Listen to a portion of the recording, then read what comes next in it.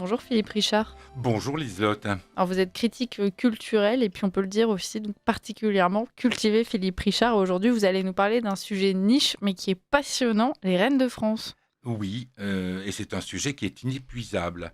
Alors vous nous avez dit tout à l'heure qu'on fêtait aujourd'hui Sainte Jeanne d'Arc. En revanche, ne cherchez pas une Sainte Basine dans le calendrier. Il n'en existe pas. En revanche, sachez que Basine est le nom de la première reine des Francs authentiquement identifiée.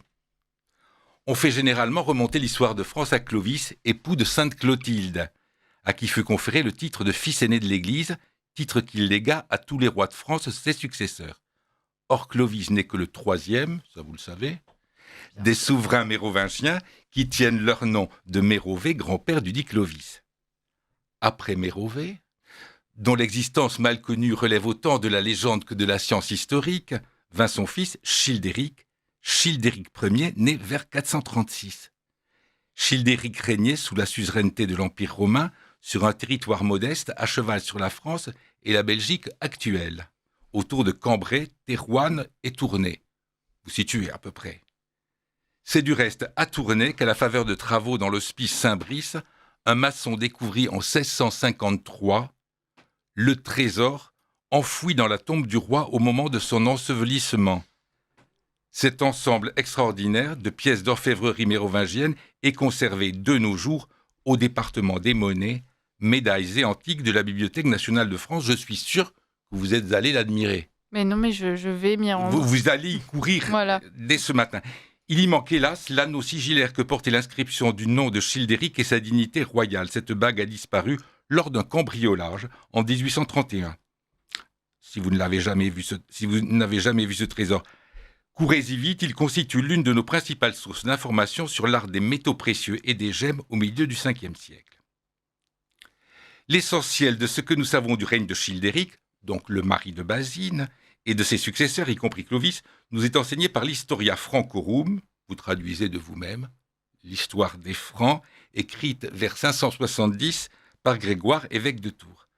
On y apprend ainsi que le roi Childéric Ier, que ses mœurs dissolues et son comportement scandaleux avaient fait bannir de son royaume, se retira un temps à Tongres. Là, dans des circonstances que nous ignorons, il fit la connaissance d'une princesse de Thuringe, par conséquent issue du monde germanique.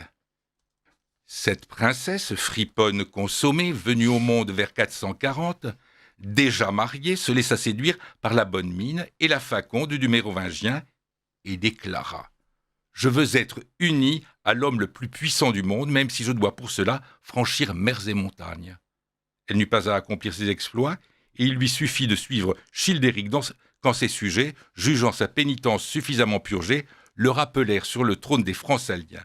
Nous étions en 464 environ. Un épisode fameux, celui de la nuit de noces, présente Basine non seulement comme une femme volontaire et libre de ses choix, mais aussi comme une prophétesse. Cet épisode a été écrit vers 660 par un chroniqueur inconnu auquel on attribue arbitrairement le nom de Frédéguerre. Que nous dit-il ? Interrompant son sommeil, Childéric alla 3 fois à la fenêtre de la chambre à la demande de sa femme. La première fois, il aperçut un lion accompagné d'une licorne, entouré d'animaux heureux et soumis. La deuxième fois, il vit un ours et un léopard harcelés par des chacals qui leur mordaient les pattes et les oreilles, tandis que les autres animaux étaient dans la peine.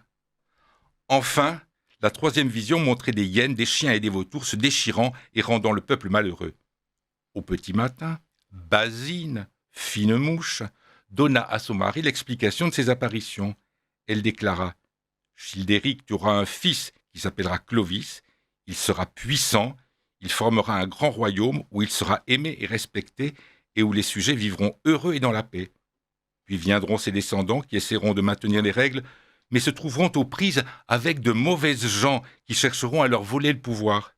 Enfin, devenus des chacals, des vautours et des charognards, les chefs se battront férocement entre eux et plongeront le peuple dans le malheur. » Elle prédisait ainsi avec exactitude ce que deviendrait le royaume franc au fil des siècles, avant que la dynastie de Mérové et Clovis ne soit déposée et remplacée par la race carolingienne. Vous alliez me le dire. Oui.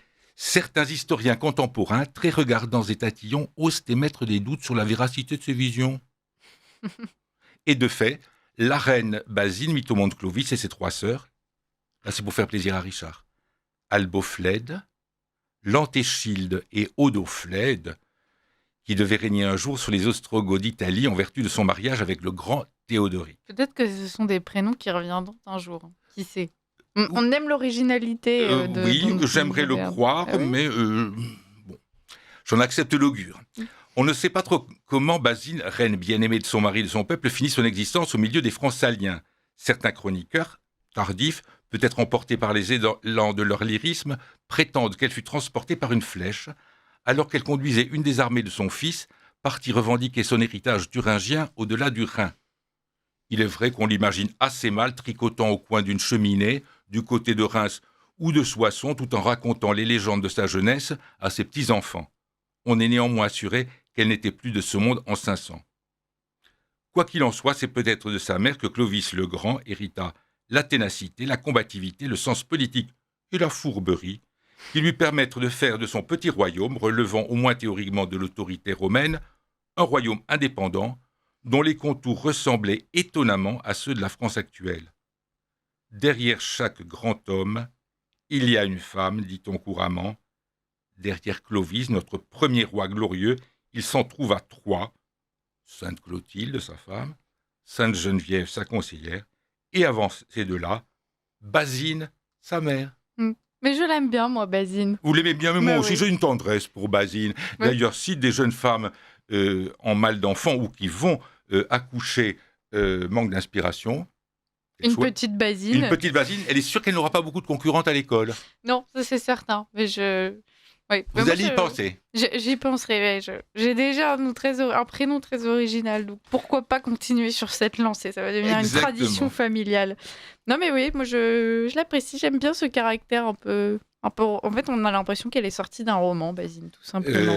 Eh bien, elle est sortie même pas de mon imagination. Ben non. Hein, heureusement qu'il y avait des chroniqueurs au VIe siècle. Mais c'est fascinant.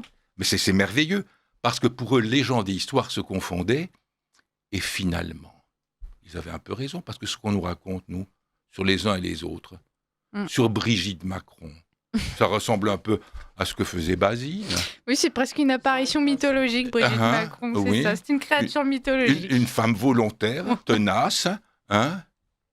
Je crois qu'on a des leçons à tirer de ces chroniqueurs. Voilà. Bah, merci beaucoup, Mais je vous en prie. Philippe Richard, d'avoir été avec nous. On espère que Richard de Sèze a entendu cette chronique parce qu'on le sait, effectivement, il avait très envie, chers auditeurs, d'entendre ces vieux noms de reines françaises. Et Philippe Richard, j'espère que vous reviendrez bientôt pour nous présenter une nouvelle reine. Ah ben la seconde, ça sera Clotilde. Alors naturellement, alors il y aura peut-être moins de noms encore que j'arriverai à en caser. Mais Clotilde, ça c'est ce qu'on appelait autrefois, quand j'étais petit et qu'on récitait les litanies de saints, on disait « Sainte Clotilde, mère de la France chrétienne, priez pour nous ». Je crois qu'on le dit encore un peu, selon les maisons. Dans certaines familles, pas particulièrement modernes. Non, elles sont très bien. Merci Ce sont les Philippe meilleures. Richard.